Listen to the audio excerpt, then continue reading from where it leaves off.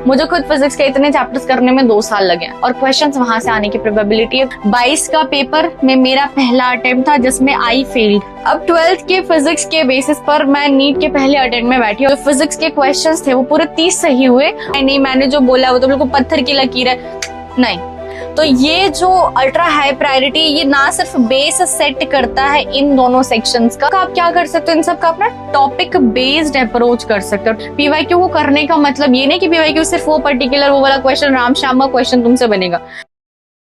Hello everyone, Beauty Jha this side, current year second MBBS student at Lady Hardinge Medical College. आज का जो video का topic है that is skip these chapters in physics to score 140+। अब मुझे पता है टॉपिक सुनते बहुत सारे बच्चे ऑफेंड हो जाएंगे, दे विल स्टार्ट राइटिंग कुछ भी in the comment section, but पहले ही बता देती हूँ वीडियो पूरी देखना। अगर लगता है मैं स्लो बोल रही हूँ, वैसे मैं फास्ट बोलती हूँ, बट अगर लग रहा है स्लो बोल रही हूँ तो मेन पॉइंट के लिए वीडियो को तुम 2x पर देखना, बट पूरी बात सुनकर जाना, तब कुछ मैसेज करना या फिर कॉमेंट करना, ठीक है।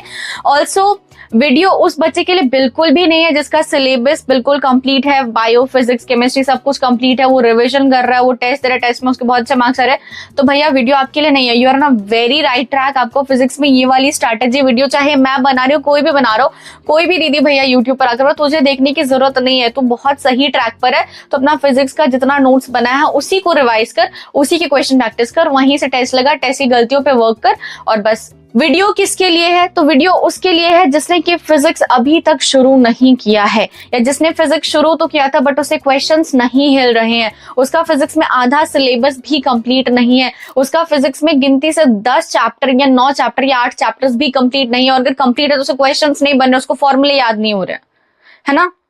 और हमें पता है नीट के लिए अब कितना टाइम रह गया, तो नीट के लिए कितना टाइम रह गया, आधी फरवरी वैलेंटाइंस डे में गई है, वैलेंटाइंस वीक में गई है, आधी फरवरी बचती है, मार्च बचता है, अप्रैल बचता है, और मई में नीट का पेपर है। मतलब मुश्किल से 2.5 महीने हैं, और 2.5 महीने हैं, 2.5 महीने में ये नहीं बोले तुम्हारा पूरा फिजिक्स का जो 28 चैप्टर्स है, पूरे 28 चैप्टर्स 2.5 महीने में हो जाएगा, नहीं हो पाएगा।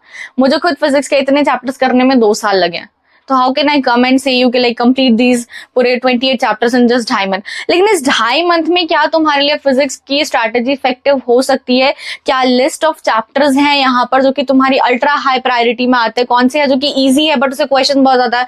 कौन से ऐसे चैप्टर्स हैं फिजिक्स के 11th या 12th में जहां से कि बहुत लंबा चैप्टर है, चैप्टर को कंप्लीट करते करते 1 महीना लग जाता है बैच में, और क्वेश्चन वहां से आने की प्रोबेबिलिटी है, क्वेश्चन की जो संख्या है उस पर्टिकुलर चैप्टर से वो बहुत कम रहता है। लाइक सब कुछ इस वीडियो में कंटेंट क्या है वीडियो में देख लो। किसको वीडियो देखना तो मैंने पहले ही बता दिया। अगर तेरा सिलेबस कंप्लीट है तो कुछ भी ऑफेंडेड मैसेज मत कर, तो छोड़ दे वीडियो, यहीं पे बंद कर दे।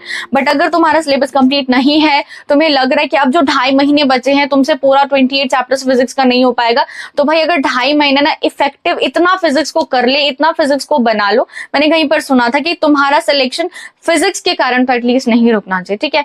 इस बार नीट 2024 में हो गया जो होना था कि लाइक 700 नंबर पर भी बच्चों को एम्स नहीं मिला, 720 नंबर पर बच्चों को एम्स नहीं मिला। अब जो नीट 2025 का पेपर होगा वहां पर ऐसा कुछ नहीं है, ठीक है। वो अभी जो पिछले 3-4 साल से आता हुआ कल्चर है कि आपको 660, 670, 650 नंबर पर बहुत ही डिसेंट मेडिकल कॉलेज मिल जाएगा, तो वही हायरार्की, वही पैटर्न इस बार भी फॉलो होगा। नीट 2025 का पेपर जो 2024 का पेपर था उसके जैसा नहीं होगा। डिफरेंसेस तुमको समझ में आ ही रहे होंगे।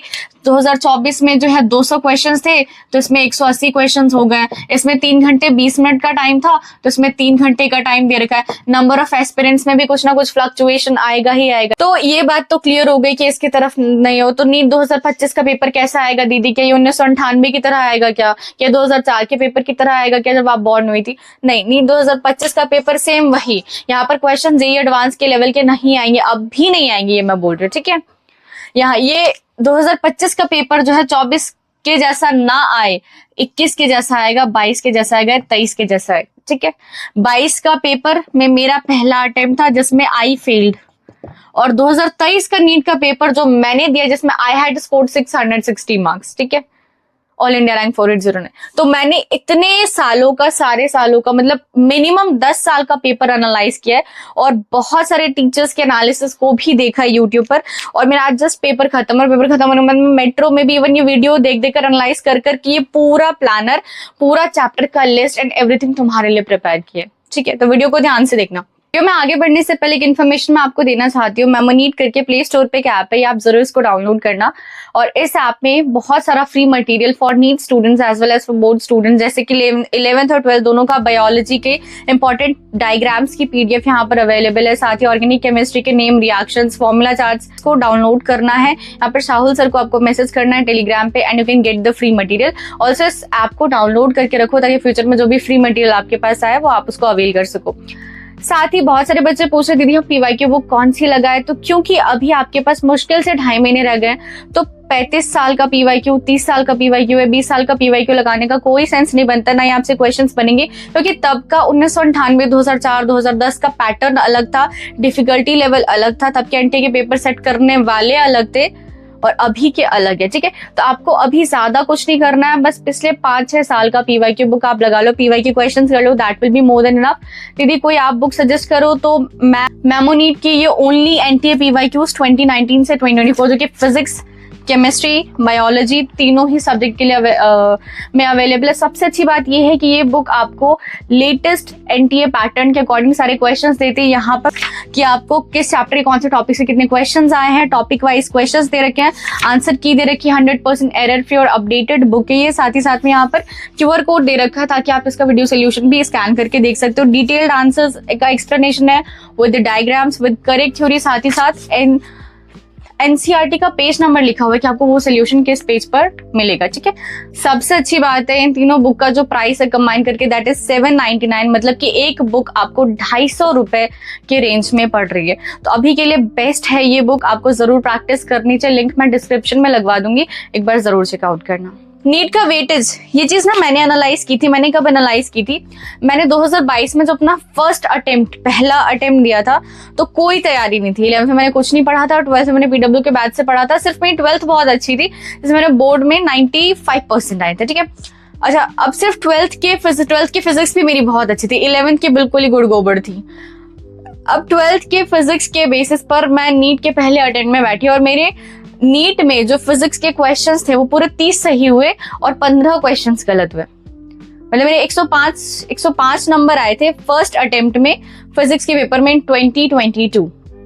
दीदी सिर्फ 12th का पढ़ के, सिर्फ 12th के फिजिक्स पढ़कर हमारे 30 क्वेश्चन सही हो सकते हैं? देखो सिर्फ 12th की फिजिक्स पढ़ी थी और 11th का यूनिट्स एंड डायमेंशन पढ़ा था और 1, 2, 3 मेरा तुक्का वाला क्वेश्चन जो सही चला गया और आई हैड स्कोर्ड 105 मार्क्स।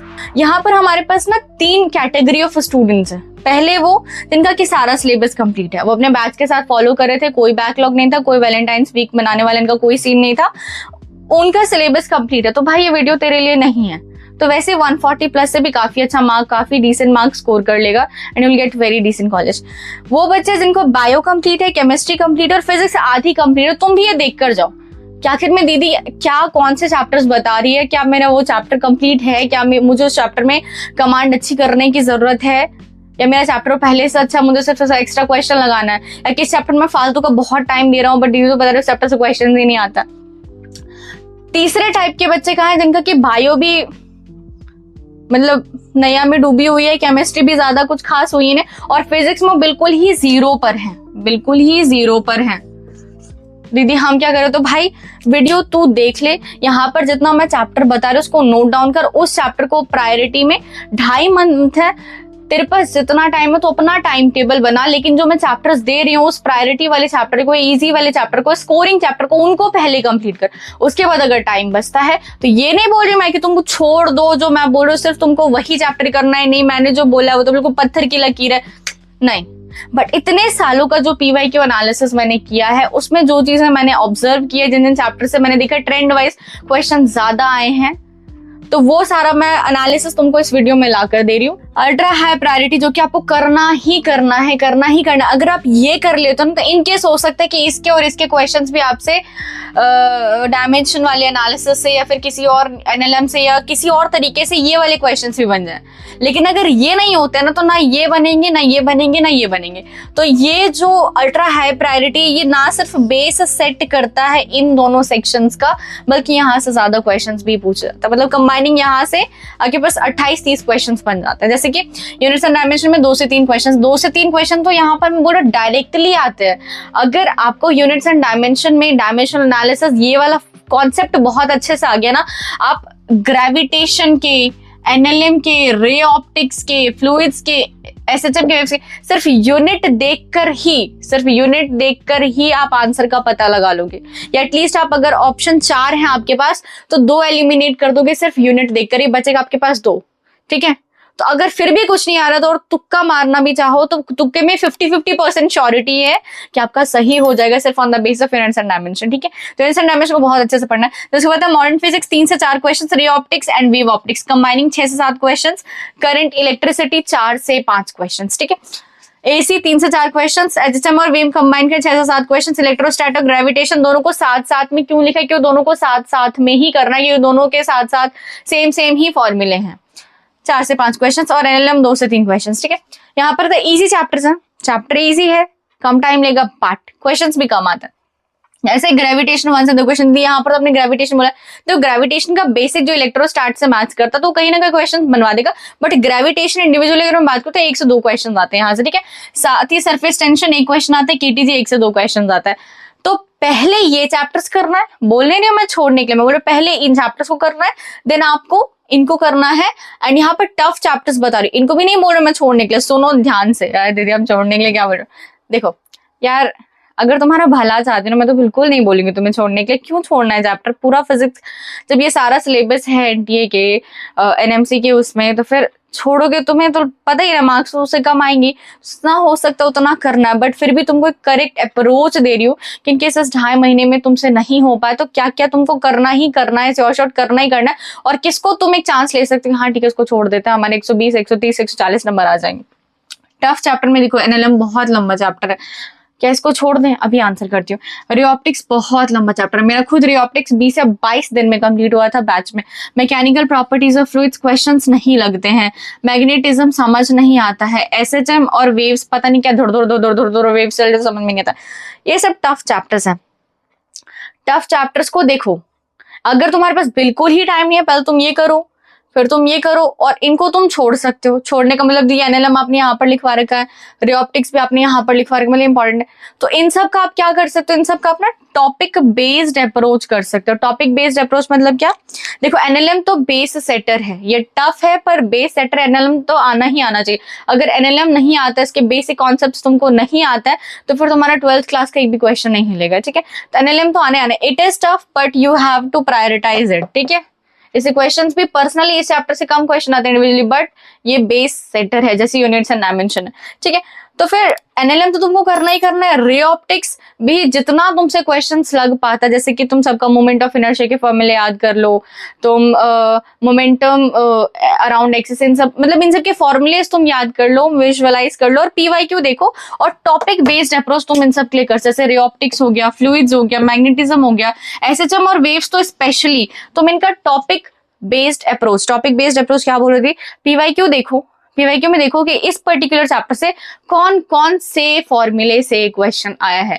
और उस फॉर्मूले के बेस तुम 10-15 क्वेश्चंस लगाओ, या सिर्फ उस फॉर्मूले को अच्छे से विजुअलाइज कर दो कि उस फॉर्मूले से रिलेटेड अगर अंतर मंतर जंतर पुंतर कुछ भी क्वेश्चन आ गया तुम उसको हिला दोगे। ठीक है, क्योंकि टाइम बहुत कम रहा है, तुम पूरा चैप्टर कंप्लीट नहीं कर पाओगे। तो एटलीस्ट पीवाईक्यू को करने का मतलब ये नहीं कि पीवाईक्यू सिर्फ वो पर्टिकुलर वो वाला क्वेश्चन, राम श्याम का क्वेश्चन तुमसे बनेगा। तुम इतनी अच्छी कमांड करोगे, अगर सीता गीता भी क्वेश्चन में आ जाती है, अगर 50-100 किलो की जगह 9 और 18 किलो भी आ जाता है क्वेश्चन में, तुम उस क्वेश्चन को बना पाओ, that is topic based approach. ठीक है, तो ये हैक था इन सब टफ चैप्टर्स को करने का।